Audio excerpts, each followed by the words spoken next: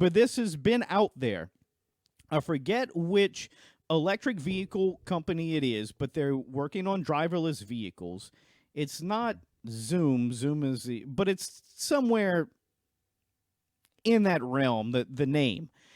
Mhm. And they said, like, the owner of the company a few years ago came out and said the idea, the dream is that people no longer need to have their own vehicles. Everything will be run by the government. It'll be electric. So we got comments on that video I made, the clip, and I said the government's going to run transportation. Say, no, they're not. Well, look, I want to make it clear. I'm not saying I want this to happen, although I do like the idea of the security and not my kids being safe and not, flipping a car off the interstate and rolling over 8 times and hitting the Mhm. tree and all that. I mean, God forbid, that's terrifying. So I do like the security aspect. Absolutely am petrified scared of the government control aspect.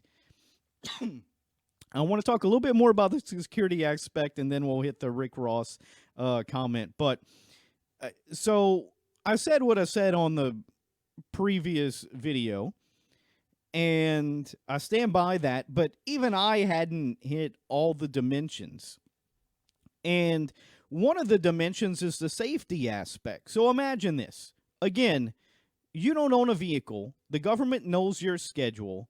They know you're going back and forth to work. They send you out a car, like a taxi, but it's driverless, it's electric. It works on this mesh grid, so there's no wrecks. It's extremely safe because the vehicles know where all the other vehicles are, and they can. It's super efficient getting through intersections, etc. But also, if you subscribe to it, it probably have to be some type of subscription plan, or at least consent to it. Maybe not subscription, but consent to it, where they can read your heart rate, etc., your health information, and maybe on the way to work, you end up having a stroke or a heart attack. The vehicle will be able to sense that. Maybe you're wearing a band and it communicates with the computer. It'll, instead of bringing you to work, it'll take you straight to the hospital and save your life. Mhm. There's a ton of awesome aspects about this, which could be great. And then Rick Ross said this thing. I don't know if you've seen this article. Did you see what he said? I did, about how the government can track you. He's talking about like him going to Wingstop, because I think Rick Ross, if I'm not mistaken, he's a partner or a part owner in Wingstop. So he was talking about going to Wingstop, and then the federal government showing up and putting him in the car, and then bringing him down to see an FBI agent when they tricked him to go to Wingstop. I see his point. He also said he's scared that the vehicles will take him to the police station. Mm-hmm. So imagine this. Now the government controls transportation, right? Mm-hmm. Put yourself in this headspace. You suddenly have a warrant out for your arrest for whatever the case may be. Maybe even just a bad tweet that the government didn't like. Now all of a sudden they want to pull you in for questioning. It doesn't even have to be a warrant. They just want you in for questioning. You think you're going to work, you get in that vehicle, all of a sudden, zoop, takes you straight to the police station. Rick Ross says, I'm not getting in any Teslas. No, sir. You know what I do. Everybody knows what I do. They're going to bring me to jail. Yep.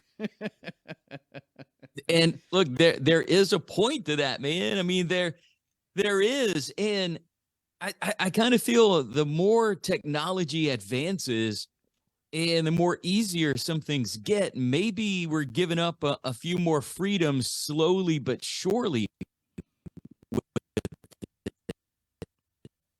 But then it's like, wait a minute. Like Google wants you to log in to your Google account on every website, Google Travel. I mean, all that stuff. And it's convenient, right? Incredibly convenient. I love getting into my vehicle, and because I have my schedule on my iPhone, and yes, I have several Amazon Echoes in my house. I don't want to say the A word because they'll all start going crazy. Right. Right. But I get in my wife's vehicle, not mine. My wife's vehicle. My vehicle's old, but she's got a one of those vehicles. You get in it, it reads the calendar on your phone because it hooks you up with CarPlay and it knows where you're going. It gives you the route. It'll tell you if there's traffic delays.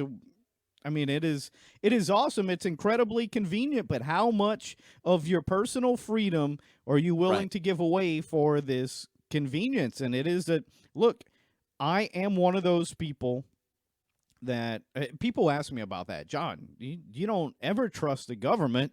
I mean, you're always talking about all these intelligence agencies running psyops and stuff. Why in the world would you have Amazon Echoes all over your house? And I just tell them, because I want them to know that I know. That's why.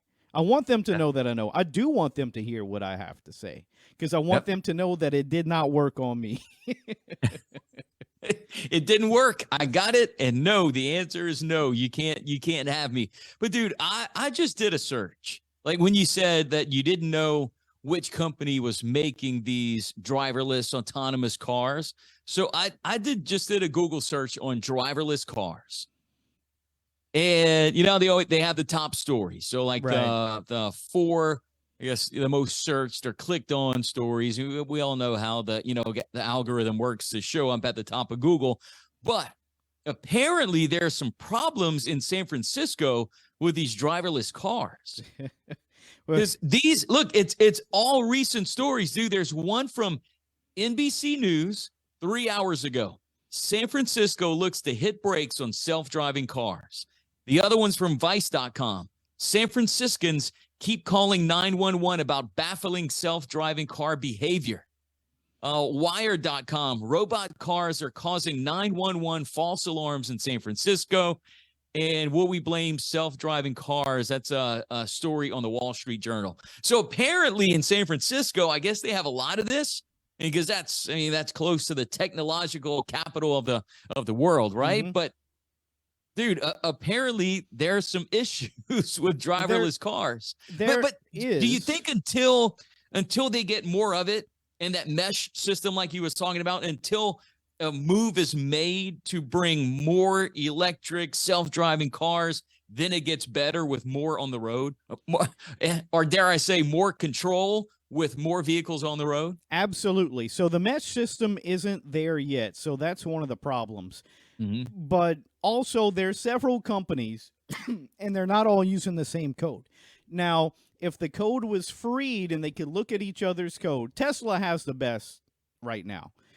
If they could look at that, but they don't, I mean, some of it's patented, so they can't.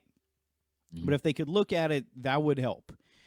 The way the Tesla system works is that it learns exponentially. So everything that goes wrong, it takes it in, it corrects it, and all the Tesla vehicles get the auto update. Just like Windows aggravates you when it does the auto update, the vehicles do that too.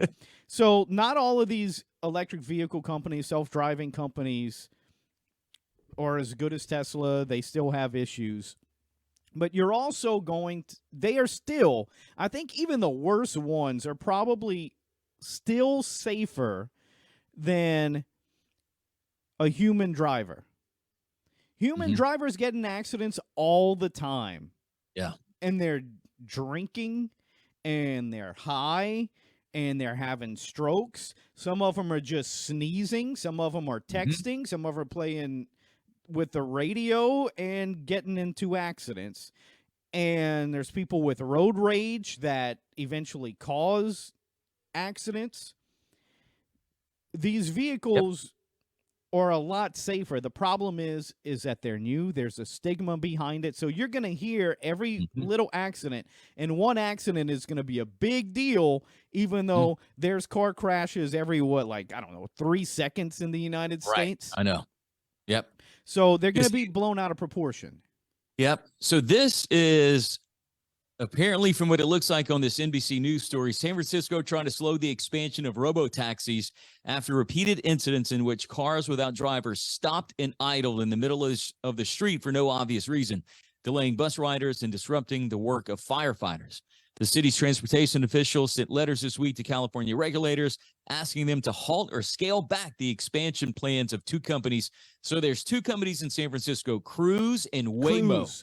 Cruise that is the are one I was these- saying that is the CEO has already come out and said this is going to be a government thing. This is the grand scheme. This is what we want to happen.